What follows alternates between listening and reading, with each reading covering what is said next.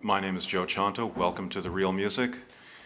I'm sitting here with David S. Ware. It's my great pleasure and, in fact, an honor to be with this great musician, saxophonist, composer, band leader, who has more than distinguished himself tonight and for many a year with so many great recordings and concerts. Mr. Ware, could you just, briefly tell the viewers how did your sound develop and, what your influences were in the beginning?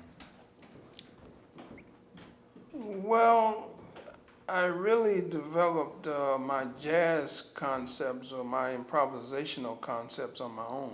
Mm-hmm. And my models were Sonny Rollins and John Coltrane primarily. Mm-hmm. And,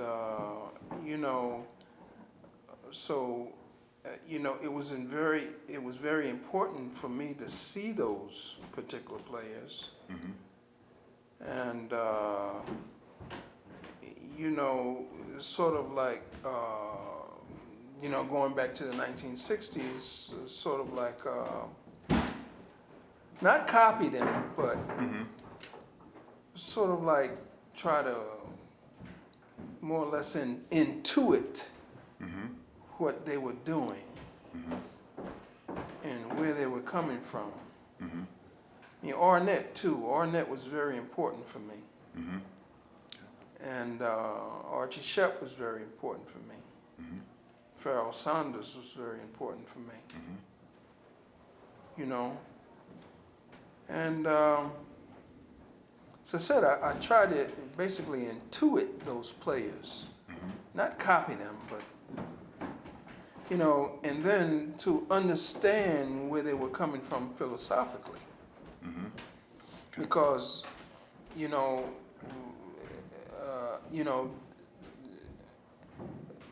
this is a great help, to understand where a player is coming from philosophically and what he's trying to say, Mm-hmm. the message he's trying to project and get across. Right. This to me was very important, Mm-hmm. and it was as clear as a bell, and particularly Coltrane and Rollins. Mm-hmm. I could say, I could hear. I mean, you just hear their search for God, for truth, Right. for the Creator. Mm-hmm. In the music, Mm-hmm. and this is so important to me. So Mm-hmm. ever since that time, spirituality and music has always run parallel for me. Mm-hmm. Right. And to this day, I mean, I'm close with Sonny Rollins to this day, back from the 60s Mm-hmm. to this day, Mm-hmm. because of that element. If he was just a great saxophonist, Mm-hmm. connection wouldn't be there. Right.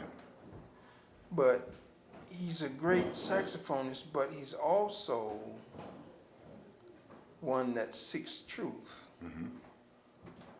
One that, consciously seeks truth. So this is what has it all together for me. This is like what puts it all together. This is a whole package, Mm-hmm. and it's so important. Mm-hmm. It's so important because it's missing with a lot of musicians. Yeah. It seems that a lot of musicians that have been coming up in the last 20-some years or so don't seem to really be coming from so much a spiritual place, but more, studying music in a more analytic kind of way, and they're marvelous on their instruments. They have a lot of chops, a lot of technique. They can, play great in ensembles. They have everything it takes. Yet there's it's almost a palpable difference between the power of their music and the power of the master's music, and somebody who's coming from a spiritual basis, it seems. As you mentioned, Sonny Rollins, John Coltrane, Albert Ayler, yourself, Charles Gale. I mean, it's like the first note that's emitted from the horn carries a message, it seems, that's transcendent. It's more than just the notes. So, you mentioned about philosophies and the philosophical basis of your music, and a number of the titles of your compositions and albums have very interesting and suggest certain philosophical points of view. What I'd like to do is just tell you some titles and see what your reaction is, how what you think of them, and just kind of go on from there. First of all, The Wisdom of Uncertainty. Well, there's a great wisdom in leading a life. There can be a great wisdom in leading a life that's uncertain. I mean, you don't know what's going to happen, when it's going to happen, how it's going to happen, if it will happen, And I mean, a musician, a creative musician like myself, this is how you live your life. This is how you're living your entire life like this. But you have to seek the wisdom in that, so that you don't get stressed out. If you can't find the wisdom in this lifestyle, then you're gonna get stressed out. You're gonna turn to drugs and alcohol and acting stupid and crazy and all that kind of stuff. And a lot of times musicians get into these things, because they don't see the wisdom in it. It's just a stressful life, and that's it. But if you are connected, with let's say what I can put it, the forces of nature. You connect yourself with the forces of nature, meaning spiritual forces, meaning spiritual forces, spiritual impulses. Then, you learn to, you connect yourself with these forces, and you know that, you engage in certain practices, and you know that you'll be taken care of,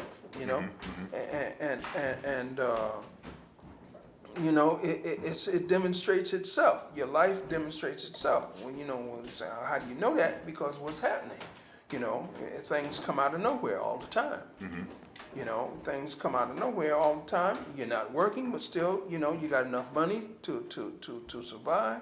You always have enough money to pay your bills and like that, and it just, everything works out because your intentions are correct. Your intentions are correct, and nature will support you when your intentions are right, and your own life demonstrates to you that you're living correctly. This is this is the kind of life that you were meant to live. You were not meant to have some 9-to-5 job. So forth and so on. And that's the way it goes. Okay, great. What about Go See the World? Go See the World is a title that I use because for almost 50 years, my mother never told me that when I was first born, the first thing that she said to me was, go see the world. She never told me that until I was getting ready to make this album on Columbia. I never ever heard that from her before. And she told me that, and say, well, that's the title. Go See the World. Okay. Okay. Yeah. And did she mean that like in just a literal sense, or in a literal sense? Go see this world, travel. See the world. Okay. Learn through traveling. Okay. Surrender. surrender is like, you know, some things that happen to you in life, it's better to surrender. Because when you surrender to it, you can see it in a different light. See, you can surrender to anything, but some things you should not surrender to. Right. But there are other things that you should surrender to because, getting back to the wisdom, when you surrender to certain things that happen to you, it's like you can see that it's like part of your karma that you couldn't get it, you couldn't duck. Okay. Certain karmas that come to you that you can't duck. So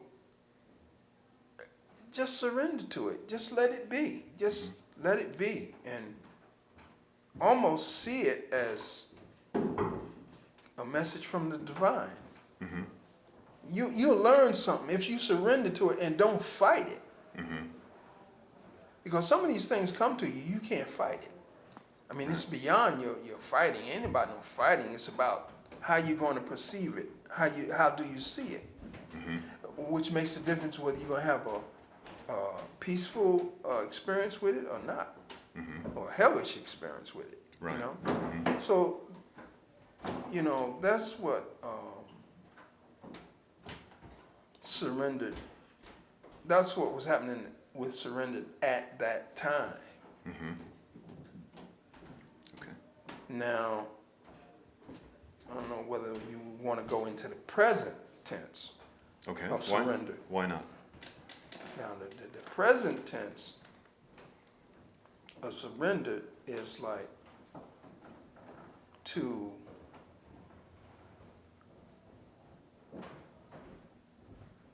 keep pursuing what some might call an idealistic state of egolessness. And this is not a whim. This is not somebody's crazy idea. These are real states. States without ego. States where you lose individuality. Okay. I've been blessed to experience some of these states through my meditation practice for over some 30 years now. Going into 33 years now. So, it's like to be able to learn how to surrender to this truth. Because it's a matter of really finding out how one could surrender to it. Because, in the beginning, these states can be very frightening. Right. To be without an individuality, to have your individuality wiped out, can be quite frightening. Yeah. Sure. You go into a whole other unknown. The unknown, that's right. You go into an unknown. And so really what spirituality is about is the preparation for this. That's what spiritual practice is for. It's for a preparation. Meditation is not a goal in itself. It's a preparation for to live in truth forevermore. Right. That's what it is. And it seems to go very much along with the wisdom of uncertainty. It seems to be part and parcel of that whole concept. Okay. And great bliss. Well, great bliss is like, what meditation gives you. I mean, meditation gives you great bliss. Okay. Practice of meditation gives you great bliss, bliss consciousness. That's what it gives. It gives bliss consciousness. Okay. And so you know, simply, that's what it's about. Okay. And finally, Albert Ehler's album that was titled "Music is the Healing Force of the Universe." How do you feel about that? That's certainly a truth. I mean, I have had people, you know, around the world come to me and say, your music did this or your music did that, you know. So apparently, you know, music is a healing force of the universe. I'm sorry that most musicians can't use their own music as a healing force of the universe. You know, then why can't, it's a dilemma why the musician himself can't use his own music as a healing force of the universe. Can you explain that a little further, maybe? Well, you know, I mean, why are musicians so out of balance? I mean, if we got this music coming through us all the time, then why are we so out of balance?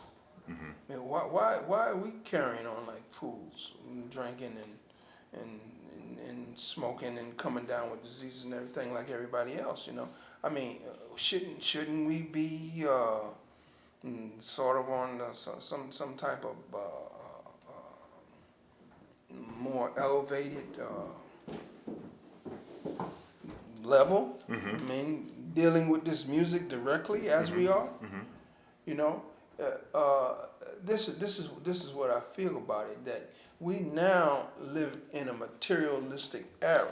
Right. You know, the Vedas, the Vedanta teachings have it, you know, the eras of human beings on the earth broken down into certain areas. To make a long story short, excuse me.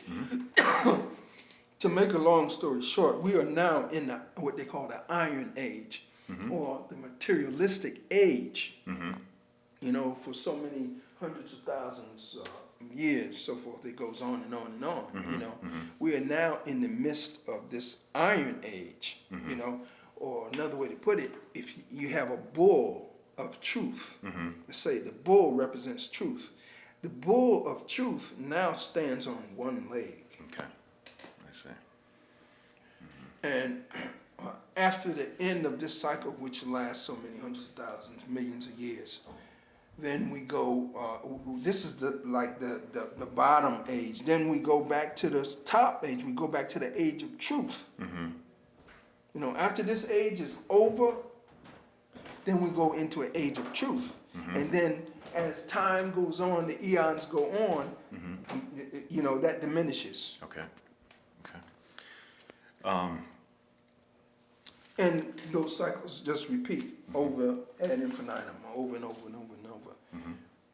You know, but we are now in the materialistic era. Right.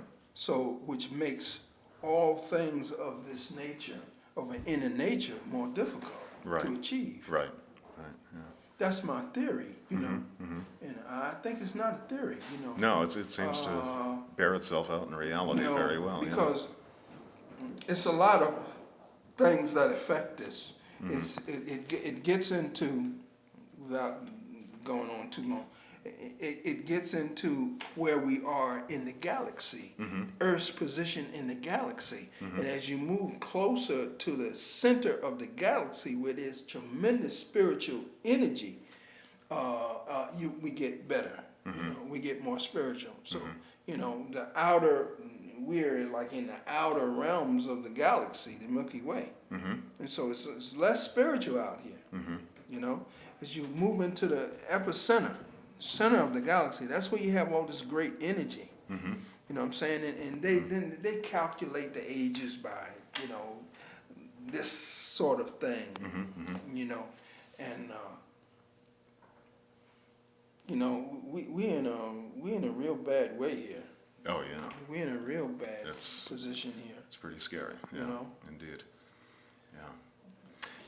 Okay, tonight was billed as your final U.S. performance of the quartet, and which suggests two things. First of all, that you've got a tour coming up in another part of the world soon, or at least another performance coming up in another part of the world. And secondly, that this particular quartet is coming to an end, and you're going to rearrange your band. Can you tell me what's coming up next?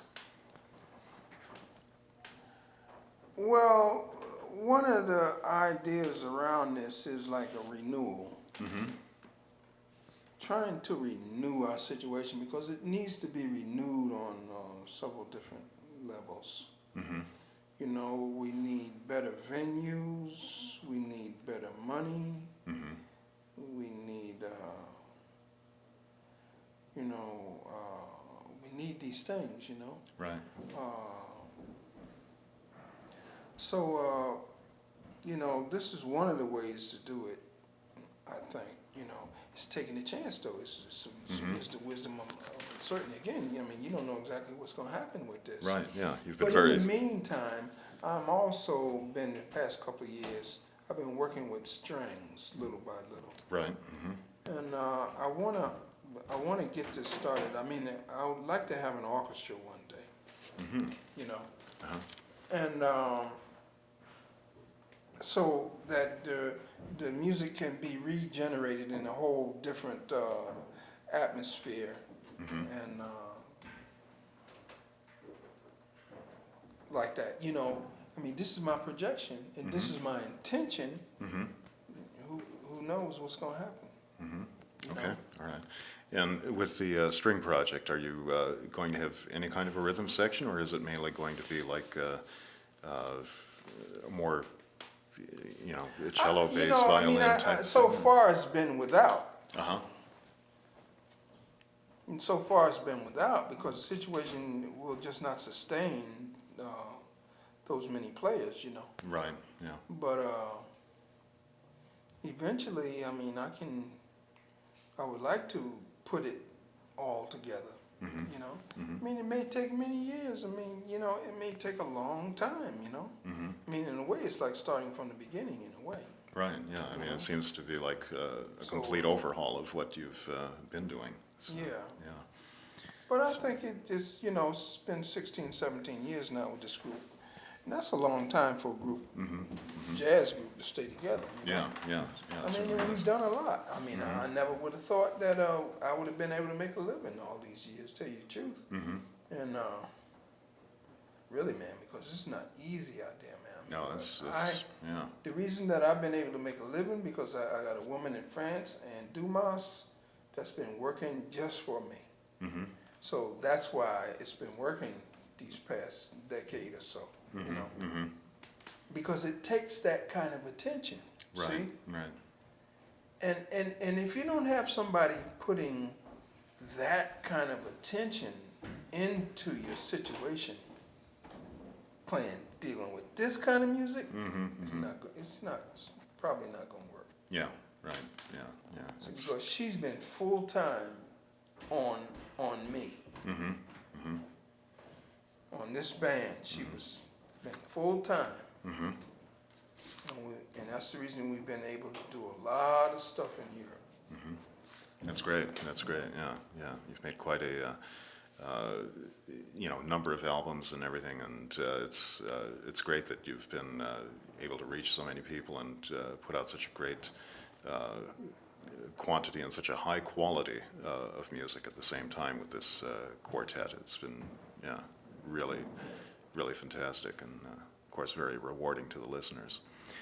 Mr. Ware, do you have any final comments, any parting thoughts you'd like to? Well, I'd just like to say to all the listeners that we appreciate their support over the years, and we hope that you will check out the new stuff that's coming.